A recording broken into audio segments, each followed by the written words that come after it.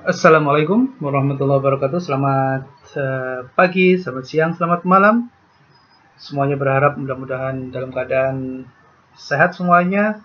Kita akan lanjutkan materi studi kelayakan kita pada pertemuan yang ketiga tentang konsep investasi.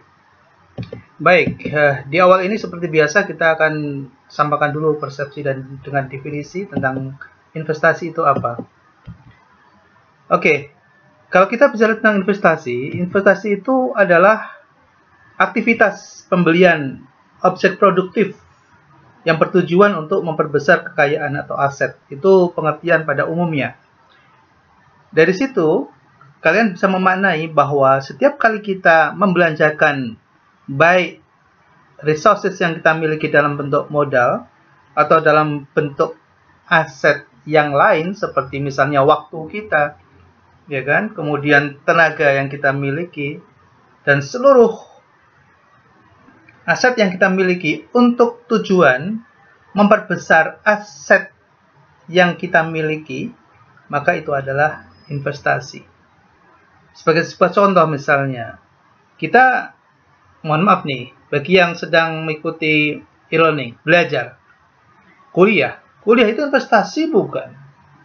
Mungkin dari cara pandang yang berbeda mengatakan bahwa belajar adalah belajar. Tapi ada yang mengatakan belajar itu adalah suatu investasi. Kenapa? Karena dengan output yang kita peroleh dari belajar ini akan memperbesar aset yang kita miliki. Misalnya, kita bisa mendapatkan pekerjaan yang lebih baik misalnya. Atau kita bisa meng-create sesuatu, ya something yang bisa kemudian menghasilkan pendapatan, income.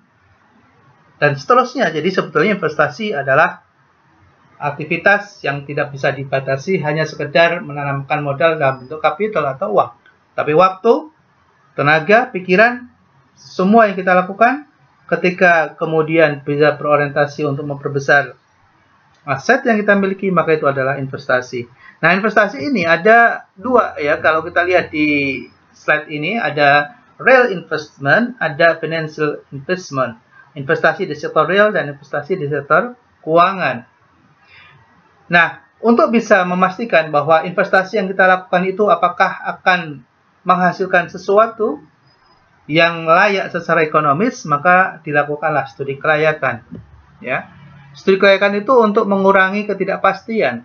Kita bisa melihat bagaimana usaha yang kita lakukan ini apakah menghasilkan laba atau tidak. Karena nonsen tanpa kita mampu menghasilkan laba, maka seluruh modal yang kita miliki akan habis dalam jangka waktu tertentu karena tidak mampu menghasilkan income untuk menutup seluruh biaya dan kemudian bisa bertumbuh dari kelebihan nilai atau value yang kita peroleh dari aktivitas itu. Nah, pengertian investasi kalau kita lihat bisa saja berupa penanaman uang atau modal yang pada umumnya orang pahami. Kemudian yang kedua adalah membeli aset. Membeli aset yang kemudian pada suatu saat asetnya memiliki value yang lebih tinggi dibandingkan pada saat kita beli. Maka di situ ada investasi. Kemudian kita juga bisa melakukan dengan menunda konsumsi. Ya, consumption.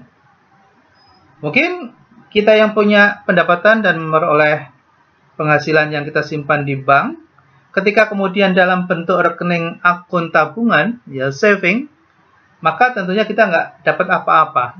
Dan pastinya itu adalah persediaan dana yang kita bisa gunakan sewaktu-waktu. Tapi ketika kita switching menjadi deposito misalnya, maka sudah mulai berubah. Yang awalnya adalah sekedar untuk berjaga-jaga, kemudian berubah bisa memperoleh return dari dana yang kita miliki. Padahal jumlahnya sama-sama kita tempatkan di bank, tapi karena ada return ketika kita switching ke deposito, maka berubah menjadi investasi. Belum lagi kalau kita switching lagi ke lebih tinggi, misalnya kita gunakan dana yang ada itu untuk membeli obligasi, maka returnnya semakin lebih tinggi lagi. Dan seterusnya. Jadi itu adalah aktivitas investasi yang kita lakukan misalnya di dunia keuangan. Nah, di dunia real bagaimana? Saya kira tidak jauh berbeda. Ya, kita bisa membeli emas misalnya, itu adalah real, aset real, yang kemudian dalam waktu jangka tertentu ke depan nilai emas itu akan menjadi lebih tinggi daripada sekarang kita beli. Begitu juga tanah, ya kan? Tanah juga ketika kita beli saat ini dengan harga tertentu, pada masa yang akan datang akan bisa berubah, apalagi misalnya fungsi dari tanah di lingkungan itu berubah. Yang awalnya perkebunan misalnya berubah menjadi di situ daerah kawasan industri misalnya, maka value tanah itu akan berubah sangat cepat dan menjadi nilainya lebih tinggi dari sisi aspek keuangan, ya. Nah, kemudian selain itu kita juga perlu memperhatikan tentang faktor-faktor yang akan berpengaruh terhadap investasi. Kita bisa lihat dari aspek faktor makroekonomi, bisa lihat dari analisis industri dan analisis fundamental dari bisnis yang kita mau jalankan. Lebih jauh next kita akan pelajari di aspek keuangan tentunya. Nah, karena ini menyangkut masalah investasi, maka tidak akan bisa lepas dari masalah risiko. Oke. Risiko ini kita bisa kendalikan, ya. Kita bisa berpikir secara defensif, konservatif, balance, moderately aggressive, aggressive. Itu adalah sebuah pilihan. Tentunya ini akan kita belajar mendalam di manajemen risiko. Tapi anyway, ketika kita mengetahui bahwa ketika kita investasi akan berhadapan dengan risiko, maka kita minimal punya 3 pilihan. Apakah ambil itu opportunity dan tentunya ada risk di situ, atau kita akan hindari itu risk, tapi tentunya kita nggak akan dapat return kalau kita hindari, atau kita ambil tapi kita eliminate atau mitigation. Nah, disitulah yang kita sebut dengan mengendalikan risiko. Nah, saudara sekalian, ada beberapa pilihan investasi. Bisa di produk-produk keuangan tadi yang kita ceritakan tadi, mulai dari kita tabung, kemudian kita depositokan, kita beli reksadana, kita beli obligasi, dan seterusnya. Itu adalah bagian dari strategi investasi di dunia keuangan. Nah, risiko investasi sesuatu keniscayaan yang kita akan hadapi. Ya, tapi lagi-lagi, segala sesuatu bisa kita kendalikan asal kita mengetahui dan menguasai pengetahuan yang diperlukan untuk melakukan intervensi terhadap risiko yang akan kita hadapi. Terima kasih. Selamat pagi, selamat sore, selamat malam, dan kita akan bertemu lagi pada pertemuan berikutnya. Silahkan pelajari materi topik yang ketiga ini dari buku dan diktat yang sudah tersedia. Terima kasih.